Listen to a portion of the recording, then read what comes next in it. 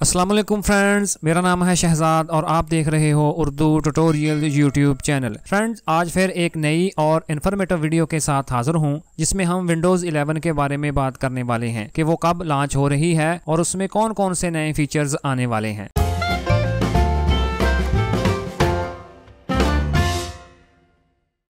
नए फीचर्स आने वाले हैं। तो दोस्तों, आपकी इतला के लिए अर्ज है कि आज के बाद कोई भी विंडोज़ नहीं आएगी, ना विंडोज़ 11 और ना विंडोज 12 वगैरह, क्योंकि माइक्रोसॉफ्ट ने बिल्कुल वाजे कर दिया है कि आज के बाद वो कोई नई विंडोज़ लॉन्च नहीं करेंगे। तो क्या इसका मतलब ये है कि माइक्रोसॉफ्ट कंपनी बंद होने जा रही है? क्या तमाम विंडोज़ बंद होने वाली हैं? और क्या विंडोज़ की जगह कोई नई टेक्नोलॉजी आने वाली है? जी नहीं, ऐसा कुछ भी नहीं होने वाला, लेकिन माइक्रोसॉफ्ट कंपनी का काम करने का तरीकाकार तब्दील हो चुका है। फ्रेंड्स, आप तो जानते ही हैं कि विंडोज़ XP एक बहुत ही कमाल का ऑपरेटिंग सिस्टम था। फिर उसके बाद विंडोज़ 7 आई और फिर इसके बाद विंडोज़ 8 आई, जो इतना अच्छा ऑपरेटिंग सिस्टम नहीं था। लेकिन जब विंडोज़ 10 आई तो लोगों ने उसको बहुत पसंद किया। तो दोस्तों, अब मैं आपको बताने जा रहा हूं कि नया ऑपरेटिंग सिस्टम क्यों नहीं आएगा। दरअसल माइक्रोसॉफ्ट ने अब बचत करना शुरू कर दी है, क्योंकि शायद आप नहीं जानते कि जब भी कोई नया ऑपरेटिंग सिस्टम आता है तो उसके लिए माइक्रोसॉफ्ट को बहुत सारे ऐसे लोगों की जरूरत होती है जो नए ऑपरेटिंग सिस्टम को बनाने में उनकी मदद कर सकें, और फिर नए ऑपरेटिंग सिस्टम को